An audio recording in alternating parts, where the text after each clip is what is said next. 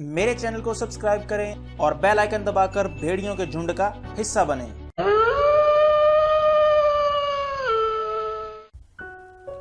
Last video में हमने देखा कि डेमियन वेन मैनर से एल्फ्रेड की लाश को ब्रूस के सामने से ले जाता है और दूसरी तरफ वहां से डेडशॉट और बाकी लोग एरो और जेफरसन के बच्चों को उठाकर ले जाते हैं और बाद में डेमियन एल्फ्रेड को लेज़रस पिट की मदद से दोबारा जिंदा कर लेता है और गुल बैटमैन को वार्न करता है, मुझे रोकने की कोशिश मत करना वरना तुम्हारे बच्चों के साथ अच्छा नहीं होगा।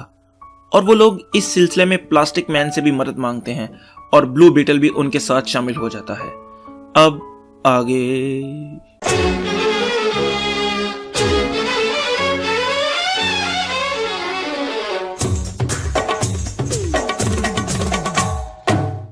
आज की वीडियो का आगाज नेशनल मॉल की बिल्डिंग से होता है जहां आज एक इनॉग्रेशन सेरेमनी है और उस बिल्डिंग की छत पर बैटमैन, ब्लैक लाइटनिंग और एक्वालैड यानी जैक्सन हाइड खड़े हैं और बैटमैन कहता है मैंने आसपास एक फोर्स फील्ड बना दी है और कोई भी अब इस 6 ब्लॉक तक के एरिया में टेलीपोर्ट होकर नहीं आ सकता।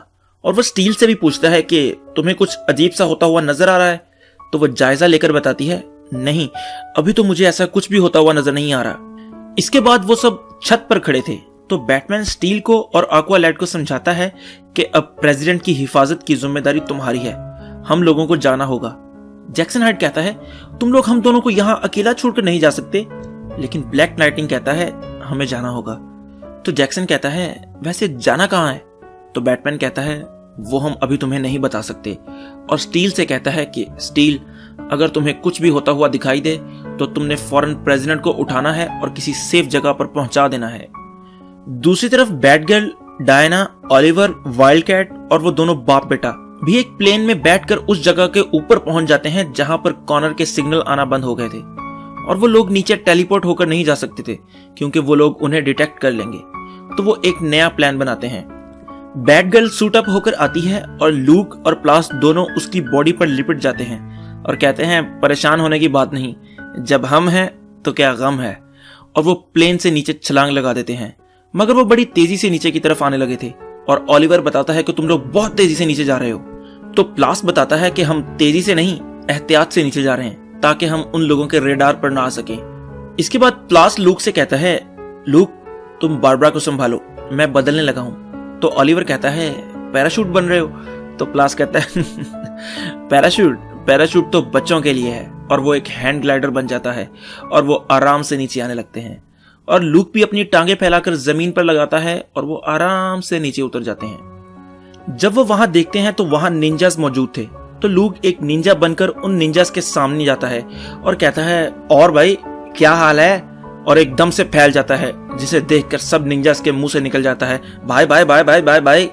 तो कुछ निंजास वहां से भागने लगते हैं जिन्हें प्लास्टिक मैन आकर खुद रोक लेता है और वो दोनों अंदर जाते हैं और प्लास जाते हुए कहता है अब आने वाला है असली मजा।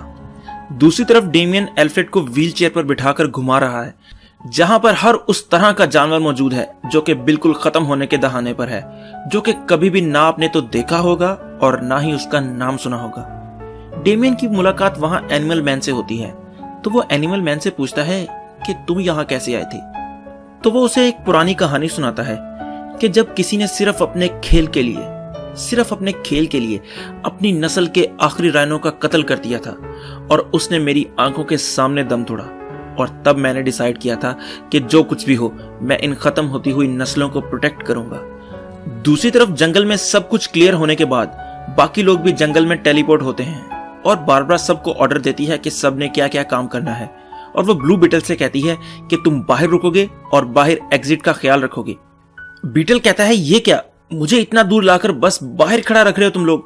तो बैटगर्ल कहती है पहली बात, अगर मेरे बस में होता तो मैं कभी भी तुम्हें साथ नहीं लाती, और दूसरी बात, अगर तुम्हें मेरे ऑर्डर नहीं मानने तो तुम अभी जा सकते हो, बाकी तुम्हारी मर्जी। तो बीटल बाहर खड़ा होने पर राजी हो जाता है और एरो और वाइल्डकैट उसे दिलासा देते हैं कि तुम अकेले नहीं हो जिसको ये जलील कर रही है, सुबह से मेरी भी 2 दफा बिस्ती कर दी है इसने। और वो सब आहिस्तगी से उसी रास्ते से अंदर दाखिल हो जाते हैं जहां लूक और प्लास गए थे और वो आहिस्ता आहिस्ता निंजास को बेहोश करने लगते हैं और अपना रास्ता ढूंढते हुए आगे जा रहे हैं। और वहां अंदर एनिमल मैन और डेमियन अभी भी बातें कर रहे हैं और डेमियन पूछता है क्या तुमने उन लोगों को ढूंढा फिर जिन्होंने उस राइनो को कत्ल किया था? तो एनिमल मैन बताता है कि हाँ, और उन्होंने मुझ पर भी फायरिंग स्टार्ट की, तो मुझे भी उन पर हमला करके उस राइनो का बदला लेना पड़ा।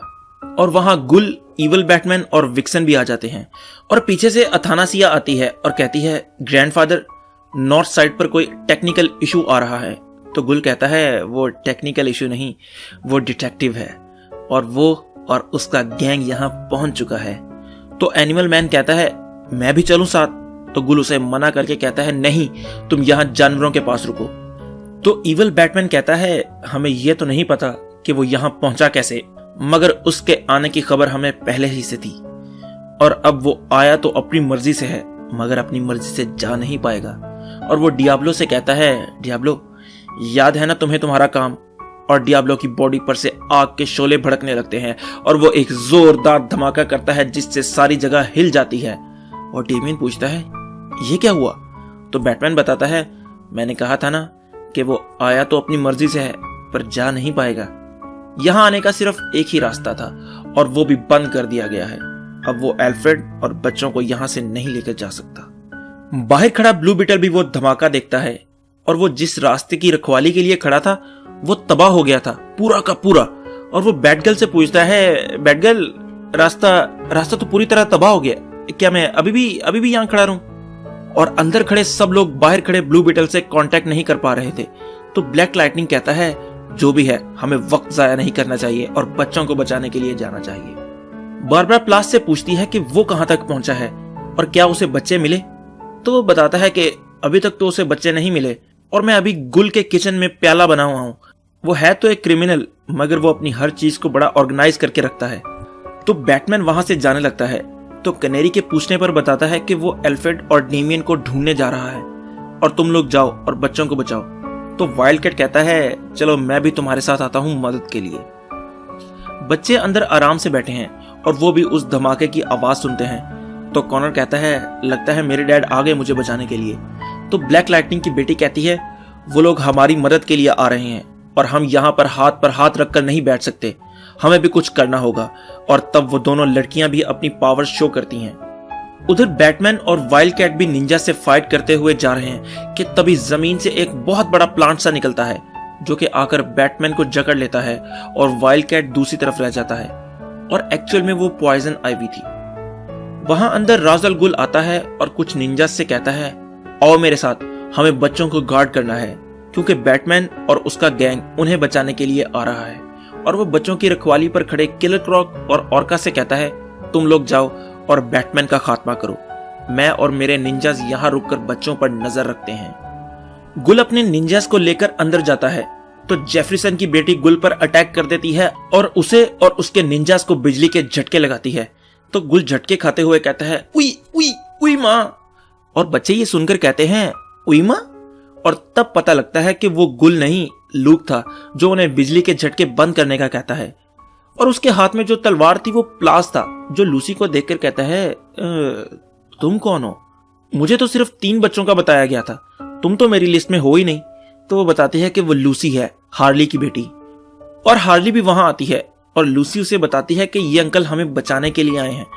तो वो भी मदद करने के लिए तैयार हो जाती है, इसके बावजूद कि उसके सर में बॉम्ब लगा हुआ है। तो वहां से निकलते हुए हार्ली बताती है कि एग्जिट तो बिल्कुल खराब हो चुकी है, मगर ब्लॉक सी में एक टेलीपोर्टर मौजूद है जहां से हम बाहर निकल सकते हैं इस जगह से। तो प्लास बैटगर्ल को बताता है कि हमें बच्चे भी मिल गए हैं और बाहर जाने का रास्ता भी, और हम उन्हें लेकर यहां से निकल रहे हैं। हार्ली कहती है, बैटगर्ल भी आई है, अगर ओलिवर और डायना भी आए हैं तो मेरा हेलो तो कहना जरा।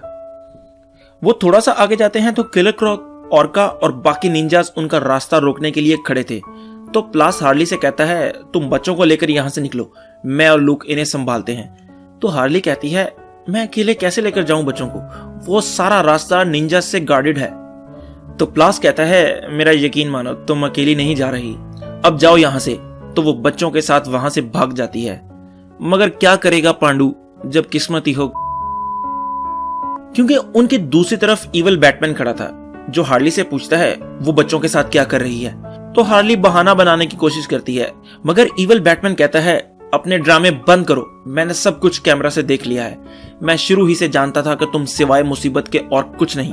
और वो अपना टैब निकालता है और कहता है, अब मैं मजीद तुम्हारी हरकतें बर्दाश्त नहीं कर सकता। अपनी बेटी को अलविदा कहो। और वो उसके दिमाग में लगे हुए बॉम्ब को एक्टिवेट करने लगता है और यहाँ पर हमारी आज की वीडियो का एंड हो जाता है। तो अगर आपको आज की वीडियो पसंद आई हो तो लाइक करें, कमेंट करें और सब्सक्राइब जरूर करें। तो खुश रहें, खुश रखें। अल्लाह हाफिज।